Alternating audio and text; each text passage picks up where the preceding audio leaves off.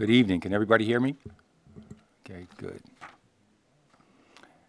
Having been properly advertised in accordance with the sunshine laws of the state of New Jersey, today the April 17th meeting of the Jersey City Rent Leveling Board is called to order at 6:06 p.m.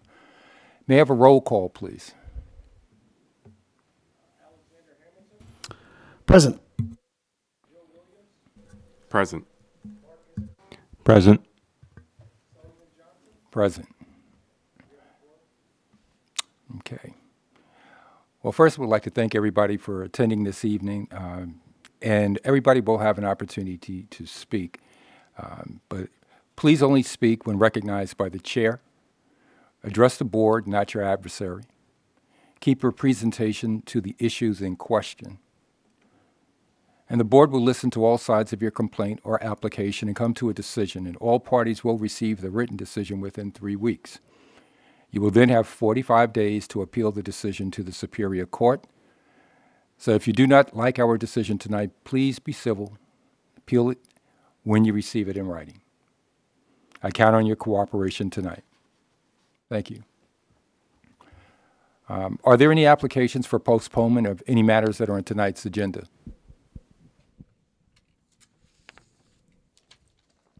Are these some of the adjourned ones? Okay, we have 4 cases that have been adjourned for tonight's agenda. Okay. All right, well, it appears then that the case that we have before us. Oh, let me go ahead and give you, sorry, President, Mr. Chairman, let me give you the names. So Okay. these are the cases that have been adjourned for tonight. You have case H2024004, and this was this was a hardship application for 10 Huron. That's been adjourned to next month's meeting. Case VCI 20240092, and that was a vacancy capital improvement which appeal, and that's also been adjourned to May's meeting. You have another hardship application for 336 New York Avenue, and that's case number H20240002, which has also been adjourned to next month's meeting. And then finally, you have a hardship, and this is for 201 St. Paul's, and that's case number H20240005, which has also been adjourned to May's meeting. Okay, thank you very much. Well, it appears then that the first matter before the board tonight, we have 3 cases. Well, 1 case with 3 components attached to it. It looks like those case numbers are H2416, H2418, and H2419. This is a hardship application review for 821 Bergen Avenue. So I'd like to first see if there is any witness or anybody that is here on behalf of the property owner that needs to make any sort of comments. You please be sworn in.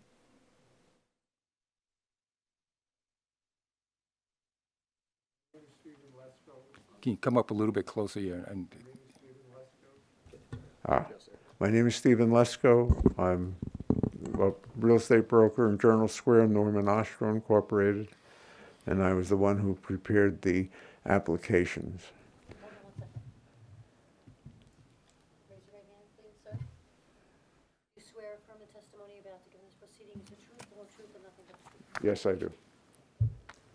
This is my attorney, Robert Margulies. Robert Margulies, Schumann Hanlon Margulies, on behalf of 821.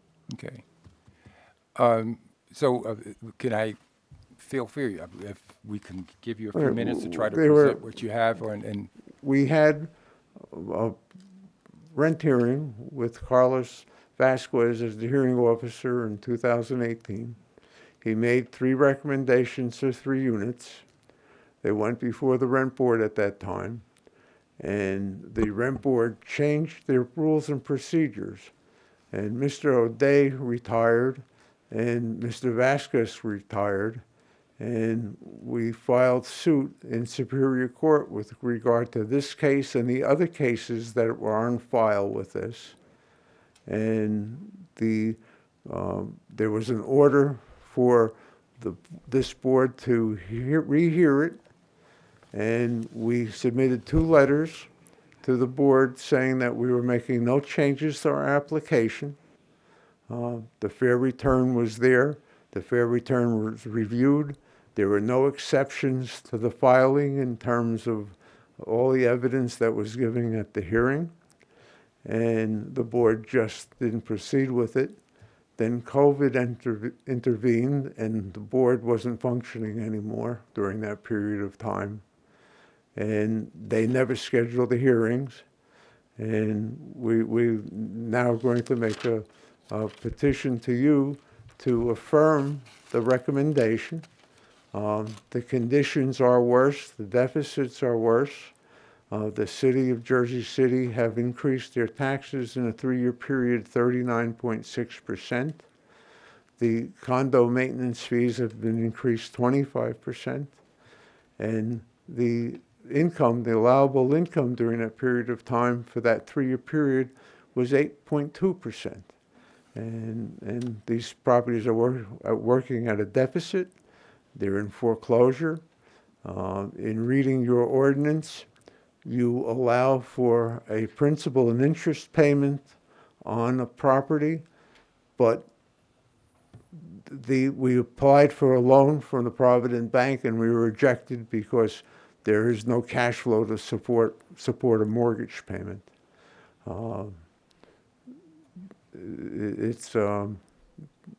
We would accept the hearing officer's recommendation for the increases, even though they're 4 years late. Mr. Margolis? The other 6 should be, Okay, and there were other 6 cases that were, they wouldn't schedule a hearing, even though Carlos Vasquez has found them to be complete. His routine with his review was when a file was set up and a case number was awarded it, he would go through step by step to see if there were any deficiencies, and he was ready to have hearings, but the board blocked him because they were not going to approve these 3 cases, and it was how it played out. Okay.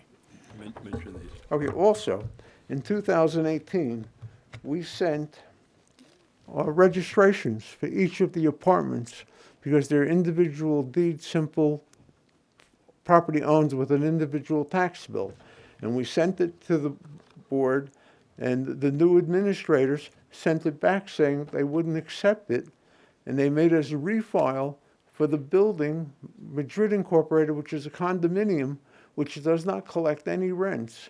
It only collects maintenance fees. And these are individual units in the condominium building. And they were returned without an explanation? They returned that they refused to accept them, okay? They refused to accept them. They logged the first one, but they wouldn't process them. So we followed their instructions. The court order was requiring them. Okay, and the court order was requiring you to have a hearing. Okay. Mr. Margolis, you're representing Mr. Yes. Lesko? So I just want to make sure that we're recognizing you and don't Yes, so censure his obviously representative. he has, he was there, and he has the facts. He was sworn Okay. to testify. So, but he has the facts of what happened. I wasn't there at the time. Okay. Does Mr. Margolis, do you have something to share? Of course, does he have to be sworn in as well if there's? Where's counsel? I am a lawyer, yeah, for 51 years. Okay. Only 51 years, though. Teachable moment for me. No, it's a teachable moment for me. Long time ago.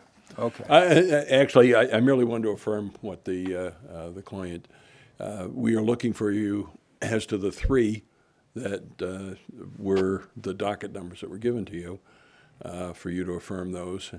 But we need hearings in the other ones. Otherwise, we're going to have to go back to court. In the order, the judge, Delia, invited us to come back to court. So obviously, COVID is over. Yeah. Time has passed, and we're ready to move forward. Okay. Well, we can only take a look at the cases that we have on the agenda for tonight. Well, when you say you can only, we submitted this all, in advance. And so you'll take whatever action you're going to take. I hope that you will consider whether you're going to take action in the future and let us know so that we don't just have to run back to court without at least hearing what your position is. Okay? Thank you. Absolutely.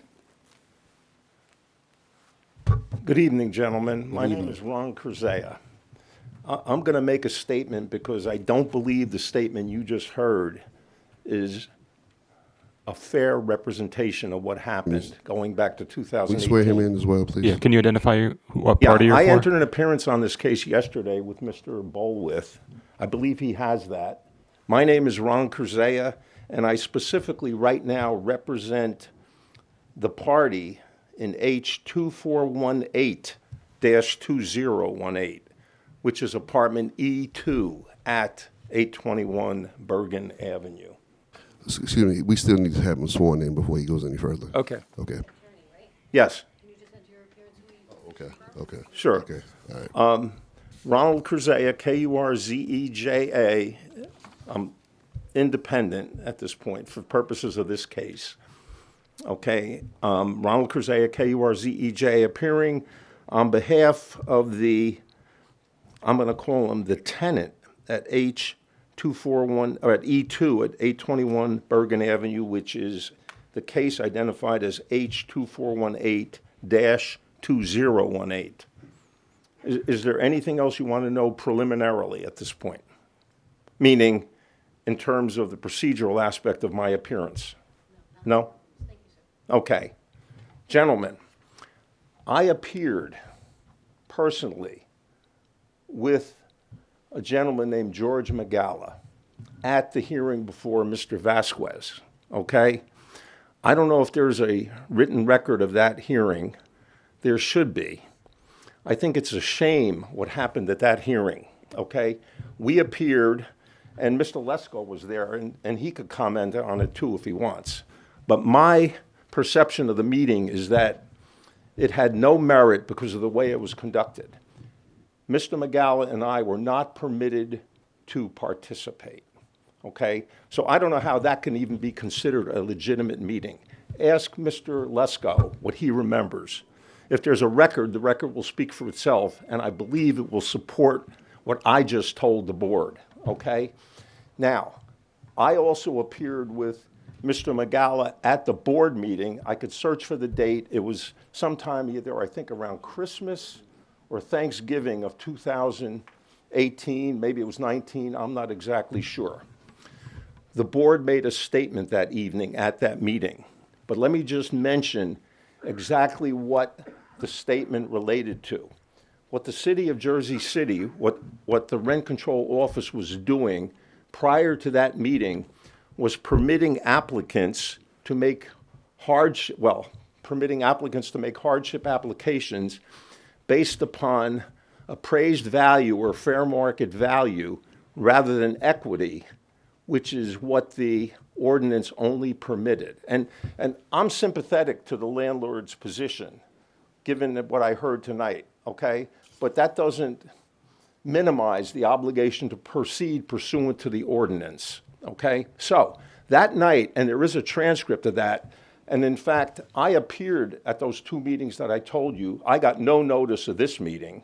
I tried to enter an appearance, I believe, well, I know I entered an appearance at the board meeting. I attempted to enter an appearance at the meeting with the hearing officer. I don't even know if they kept the record of that. It might have been on tape. There was no transcriber. Take it for what it's worth. But I didn't get notice of this until the other day through my client, who apparently did get a mailing, I believe. Notwithstanding that, the board made a statement that night for which there's a transcript. I could search for it. It's going to be somewhere. I didn't have quick access to it in the past couple of days. But the board chairman, I believe it was the board chairman that night, said absolutely there will be no applications permitted before this board for hardships based upon anything than what the ordinance provides for, which is an application based upon the equity in the property, okay, and not based upon market value. That evolved over the years under the former rent control administrator, and For some reason, nobody bothered to challenge it before that night.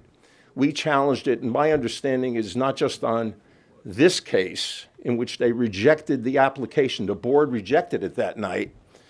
They said from this point forward, no applications will be considered based upon anything other than the equity investment in the property. That's what the ordinance provides for. What the board and what the city, well, the board doesn't create the ordinance. What the city will do to correct that is up to them. I don't know. Maybe there are legal arguments to be made. I'm not here to do that. At this point in time, I'm here to tell the board that you shouldn't run with this case. I think this case probably has to come back, and you probably have to see the records I've made reference to and whatever else should be in front of you to make a determination. But right now, this board in either 2018 or 19 decided that those cases would be rejected for the reasons that I just set forth. 7 years have gone by. I didn't participate in the writ.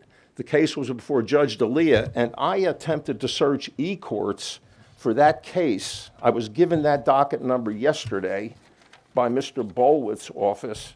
This case is HUDL 1392-19, and e-courts had a couple entries. There was an order that was entered by Judge D'Elia in this case on what appears to be November 12th, 2019, which suggests to me that I was in front of the board 1 year before that, because that was before Thanksgiving, and my participation would have to have been in 2018. But Judge D'Elia entered an order that said, plaintiff's hardship application is remanded to the Rent Leveling Board for a final decision. Plaintiff will have 30 days from today's date to submit the documentation requested by the Rent Leveling Board, or the plaintiff may send a letter to the board advising the board that plaintiff will not submit the requested documents, so the application will be decided on the information already provided. Now, that wasn't actually the end of the case. What happened after that was that order was what appears to have been entered on November 12th of 2019, and then the judge dismissed on November 23rd the case for lack of prosecution. And I have the summary from the court on that. I'm not sure what that means, but the prior order certainly determines what has to be done before this board. And I don't think it's what Mr. Lesko and Mr. Margulies suggested would happen now, okay? Or unless this board can determine that by not submitting documents, you folks have an obligation to decide the case. I contend not, because that was the decision back in 2019. Notwithstanding all that, I believe this case should be dismissed, but I think it's incumbent upon everybody who's going to participate in this case to go back to the procedural history, reread the transcript from the board in 2018. If there is any transcript from the hearing officer, deal with that. But I thought in my review of this case that there was a subsequent proceeding, and I could stand corrected on that, between a hearing officer, and I knew him by name, Mr. Cantarero, I believe, when I looked at the writ, the complaint in lieu of prerogative writs. But once again, I only had about a day, a hearing officer Cantarero's letter dated February 17, 2019.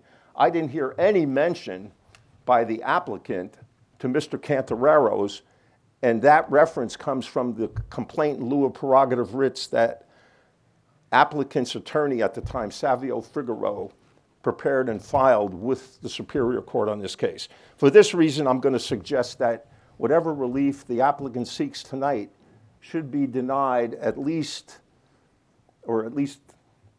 without prejudice, so that this board can get up to speed and find out what the real history of this case, what the controlling history is, so a legitimate determination can be made as to how this case can proceed. And once again, what I heard tonight, I am sympathetic to. It sounds like there's a basis for relief, but it's got to be within the confines of the ordinance. And appraisal value or fair market value is not provided for in a document. I've said enough, I'm getting redundant, but I felt the board had to hear what I believe is the candid review of the history of this case. Okay, I appreciate you, that. gentlemen. Thank you, Mr. Kaseya.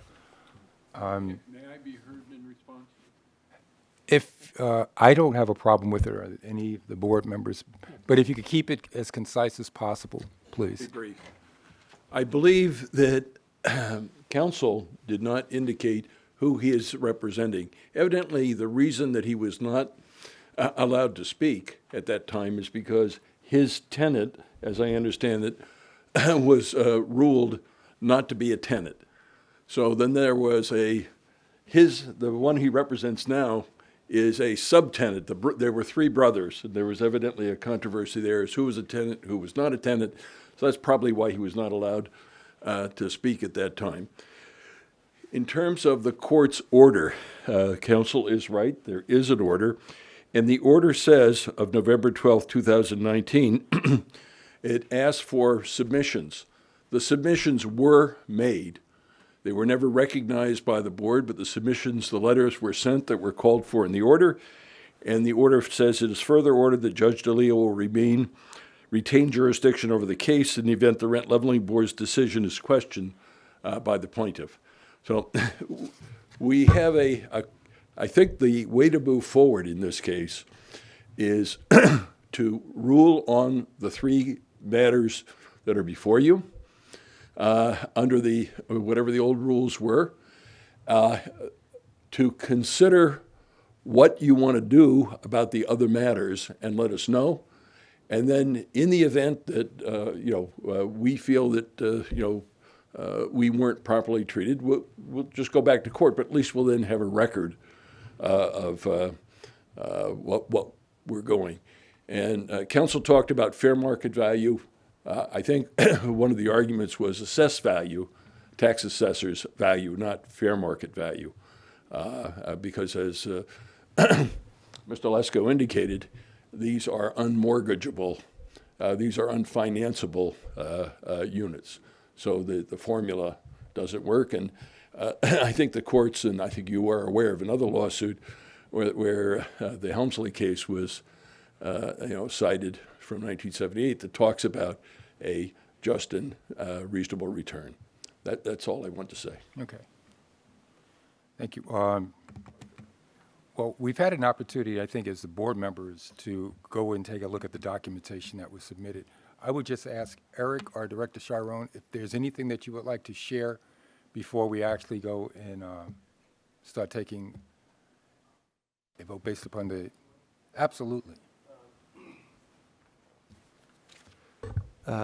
Eric Bulwith, B-U-L-W-I-T-H, Assistant Director and Hearing Officer for this present case.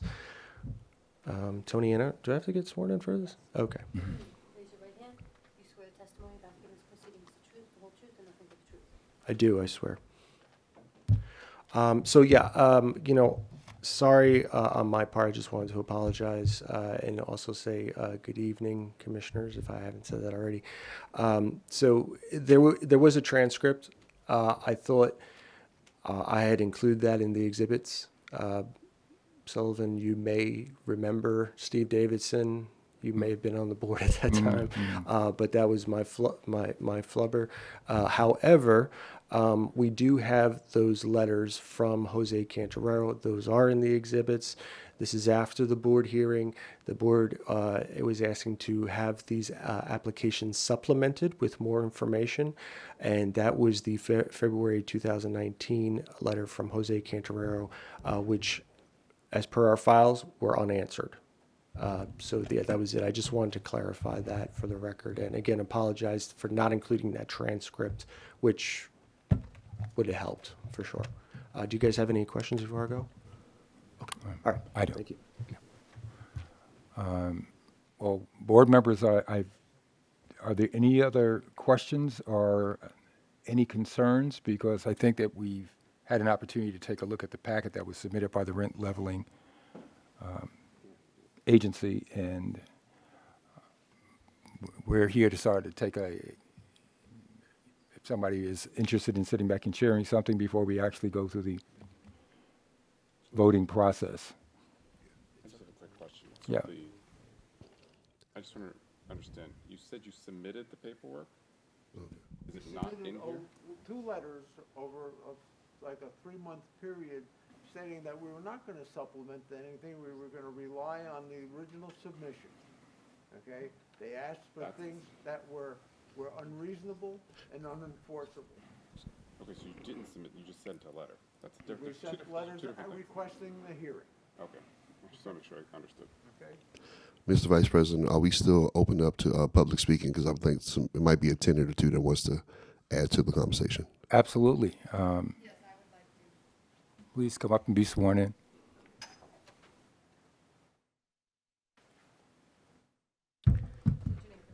Jessica Siemens, S-I-E-M-E-N-S. Yeah. Do you swear the testimony about to give in this proceeding is the truth, the whole truth, and nothing but the truth? Yes. Hi, good evening. My name's Jessica Siemens, and I live at 821 Bergen Avenue, and I've been a tenant there for 32 years. I'm not on any of your dockets. I came here as a concerned neighbor because we've been just treated very badly. So I wanted to give you some highlights on what this management company does to the building. I might be slow. It's going to be like 5 minutes or so. Is that all right? Okay. Yes. The building at 821 Bergen Avenue, Jersey City, New Jersey, is an... Oh, sure. Slower. No problem. I'll be reading fast because I'm a little nervous. Is an old building, and the management company, Norman Ostro, does absolutely no maintenance. They actually use the fact that it is an old building as an excuse for not making necessary repairs or maintenance required under the law. The building was without an elevator for 6 months last year, over 200 consecutive days just last year in 2024. This is not including over the decade of constant weekly outages and repeated elevator failures, leaving riders trapped, which necessitate emergency rescue from the elevator by the fire department. My co-tenant, who is severely disabled and relies on a powered wheelchair for mobility, was unable to get in and out of the building for this entire time. When a legally required accommodation was requested of Norman Ostro, they ignored these requests. Steve Lesko, Norman Ostro, knew my disabled co-tenant was trapped in the building and didn't offer any accommodations. And this was in the middle of 2 consecutive retaliatory evictions by Steve Lesko against me and my co-tenant. That was the worst and most serious example of the harm done by Norman Ostro's removal of this essential service. However, many other tenants were also affected by this. Many elderly tenants and even younger ones forced to carry heavy items up and down the stairs. When we inquired with other reputable elevator repair companies, we were told that the elevator should be replaced in just a couple of weeks, definitely not 6 months. If that were the case, no elevators in all the skyscrapers in Manhattan would ever be in operation. While the elevator was out, all of the residents had no choice but to use the stairs. This can be dangerous when carrying heavy packages, especially considering that Norman Ostro refused to put in handrails for safety, which is legally required. I'm a 54-year-old woman, and I had to walk up the stairs carrying a cart full of heavy groceries. These included bottles of water and food items, which could easily weigh between 50 and 100 pounds. One day, while bringing up my grocery cart, I lost my balance. And because there was no handrail, because of Steve Lesko's negligence, I grabbed onto a column beneath the marble banister on the stairs. It came right out, causing me to slip, lose my balance, and nearly fall down the flight of stairs. I could have been seriously injured or killed. Thank God I fell onto the stairs instead of going down the stairs. It was still very painful and scary. There was no handrail at all on either side, between the first floor and the second floor. Another time, when I was pulling my heavy grocery cart up the stairs, I again lost my balance because there was no railing between the landing and the next floor up. So I grabbed onto the banister that separated the stairwell from the landing in front of the elevator. It came right out. It ripped out like cardboard. It was very scary, and again, I fell. I could have again been seriously injured or worse. The only reason we finally got railings is because we repeatedly contacted DCA to report that Norman Ostro refused to repair even our doorknob. I went without a doorknob for 7 years. When DCA finally came out, we again reported to them the legal requirement for handrails on the stairs. It was only after DCA forced Norman Ostro to install them that railings were finally put in. That is how they operate. They refuse to do anything unless they have to. I still don't have a working toilet and have water leaking into my apartment. Norman Ostro is not a good management company. When I asked for repairs, they immediately retaliated by filing frivolous eviction complaints, trying to remove me from my home of over 30 years. My mail immediately started going missing. My mail has been stolen for over 2 years now. I've heard from other tenants that this is a tactic which they use against tenants when they want to raise the rent or harass them to get out. Norman Ostro told me directly that they were in the process of removing all of the long-term tenants so they could raise the rent here and sell units. I could talk here for hours about all the issues with my apartment, which they refuse to repair. They have been issued many fines and violations, and they harass tenants in retaliation to reporting violations. I am currently being evicted again for the 4th time in just a year and a half. They are frauds and lie all the time. I know tenants who are fearful to speak up, afraid of how Stephen Lesko might retaliate. The city must put a stop to these criminals. If the city and state agencies actually did their job and followed through with inspections, they would find many safety issues in the building. Now they are claiming hardships and trying to increase some of my neighbors' rents. They should not be granted a hardship increase. One moment. Okay. Just we have, if you can kind of Please wrap it up only in be one about more minute. One more minute. I Okay. swear. Things are much harder for tenants, and this landlord makes money from tenants and does not make necessary repairs. They do not have a real hardship.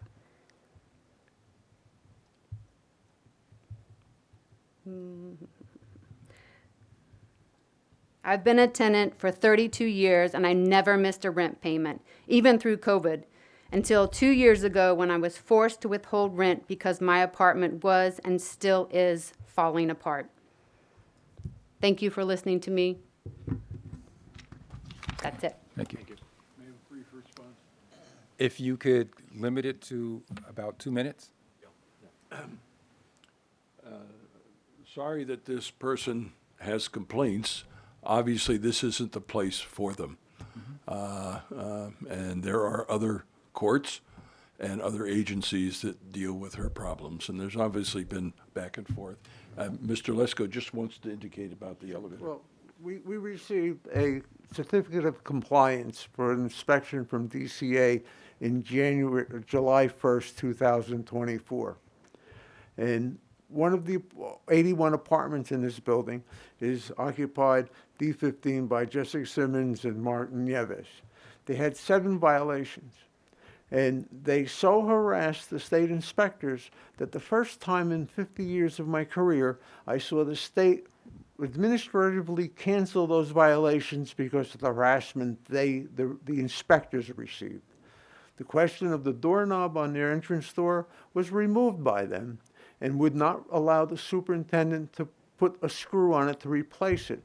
The head of the inspectors from the state of New Jersey came to accompany the locksmith to put that doorknob back on because they refused to have anybody enter their apartment for inspections. Okay, Mr. Lesko, yes, I appreciate. Okay, Go ahead. we're just 2 more things. We're in court, Superior Court right now for non-payment of rent for 26 months rent. It's like $29,000.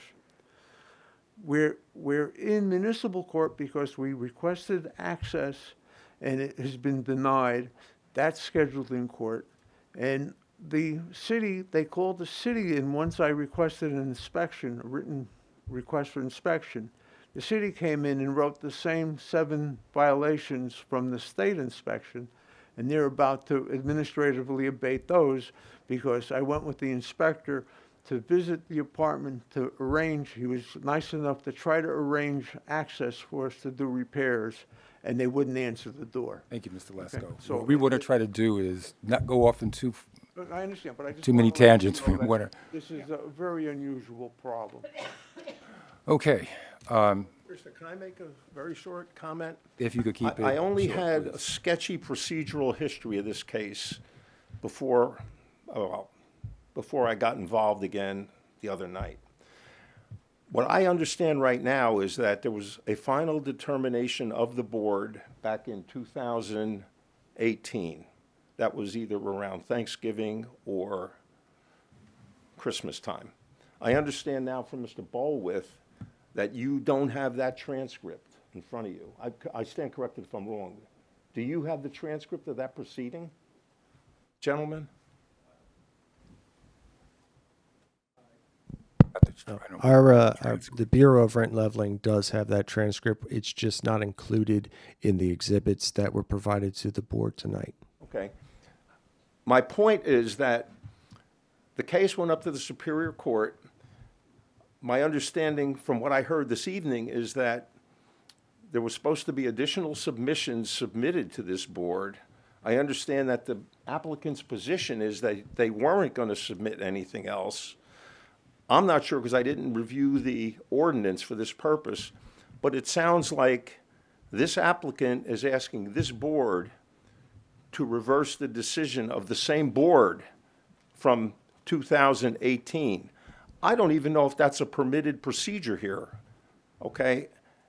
And it's asking this board to do that without submitting any new evidence, as I understand it. It's sketchy to me. I came back in. I didn't have a lot of time to prepare, but I wanted to make that statement to the board because I think it affects what you can and cannot do tonight. Thank you, gentlemen. Point taken. Okay, from what the board has had an opportunity to take a look at the documentation that was submitted on these 3 cases. We also did receive Excuse me, recommendations. Mr. Chairman. So, can we make a motion to close the public hearing now if no one else wants to speak? Point taken. Like to make a motion. Can someone make a motion to close the public hearing? Motion to close the public hearing? Second. All in favor? Aye. Aye. Okay, so the board has had an opportunity to take a look at the documentation. I believe all the board members have had an opportunity to review what has been presented. I think that we are talking about adherence to particular statutes and making sure that we're making decisions based upon them. I know I took a look at the recommendations that were provided by the Rent Leveling Bureau, and frankly, in my opinion, I think we should be abiding by the recommendations that were submitted. I mean, if I had to go into particulars, if I was to sit back and take a look at, and this is just my own personal one, and I'm certainly open to hearing from the rest of the board members. I know at one point there was an issue here about fair return being based on the owner's equity and not the appraisal. And based upon the information that came back from the Rent Leveling Board, if you could bear with me where I can just read a bit of this so that it goes into the record. The application was placed before the board for a decision on November 29th, 2018, and the board requested that the owner supplement the application with additional information which would allow the board to calculate fair return based on the owner's equity, not an appraisal. And the Rent Leveling Administrator, at the time Deja Anderson, had sent correspondence to the landlord's legal counsel, Savio de Figaro, on February 27, 2019. And Ms. Anderson's letter, the administrator at the time, states that the Bureau had not received any supplemental documents nor any inspection report from a local building or property maintenance department as required in the ordinance 260-3G. And if there's not an inspection, based upon the excuse me. If the landlord is seeking a hardship increase, it shall include with the application an actual inspection report from the local building or property maintenance department based upon an inspection made within 6 months prior to the application. An application without said inspection report shall be void. The hearing officer may request an inspection if no inspection report is included in such application, but if I take a look at that, that kind of speaks for itself. Is there anything else that some of the other board members might want to add? I don't want to go and take up all of this time and just look at some of the particulars that I had concerns with. Thank you. I just want to add, the ordinance as it's written and had been written was about equity. Just because the board back in 7 years ago interpreted and decided to do different does not matter. It's even if a change of position is based on the ordinance, there's no grandfathering because the law did not change.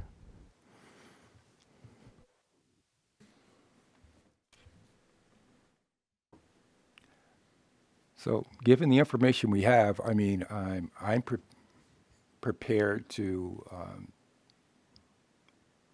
kind of make a motion. Well, actually, I don't know if I want to actually make the motion, but are we prepared to vote on this evening, based upon what we've been presented?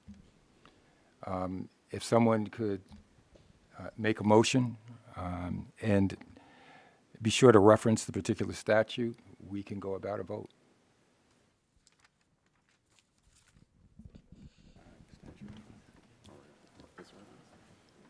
Yeah, 263G, right? yes.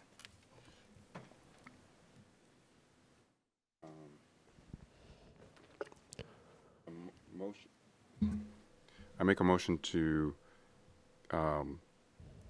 keep the recommendation that was supported by the prior board that is related to the ordinance 260-3G. So let me just be clear. So the administrator, the recommendation right now is to deny this application. So are we voting to affirm that decision, to deny, to modify it, reverse it, or remain it? So that's what we're looking for, because now that we have a new administrator has recommended that this be denied for those, with those the same reason that you guys are speaking of. If you look at the determination, it is to deny this application. So that's what we're looking to vote on tonight. And if we, point of clarification too, if we do deny it, we should also explain the reason for that particular denial. That's fine. Yes. And make sure that it's inclusive. Absolutely. Because it's more than just that particular Absolutely. point. Yes. Am I allowed to make a supplemental recommendation, even though there's been a motion made by my colleague? Yes, I'll put it in the notes. Okay. Because I think also attached to that motion, as far as this truth in renting guide, from what we understand, the tenants in the units never received any. They never received that particular information, which would also have been required. So we make a motion to deny. Yeah, sorry, just to clarify. yes. Not that they never received it. There was no proof that they of were receipt. ever provided. Just to make the record clear, I didn't want to, Okay. maybe the landlord did, but there was nothing in the application when submitted initially. Yes, I appreciate the clarification. as Sorry well. about that. So is there a motion for? Yes, I'll restart. Sorry. So I make a motion to deny, is that better? The application, okay? For the failure to supply the information requested prior, that's related to ordinance 260-3G. Second the motion. All right. At this time, we're going to go ahead and motion. We're going to vote. All right. So in the case, in the claim unit H2416, as well as H2418, H2419, we have a motion on the floor to vote to deny, actually to affirm the denial of the decision that was made. So this is a vote to affirm the denial of the decision that was made. Alex Hamilton, Yes. Joe M. Williams, Yes. Mark Isikoff, Yes. Solomon C. Johnson. Yes. The motion has been affirmed to deny this application. It voted 4-0. It carries. Okay.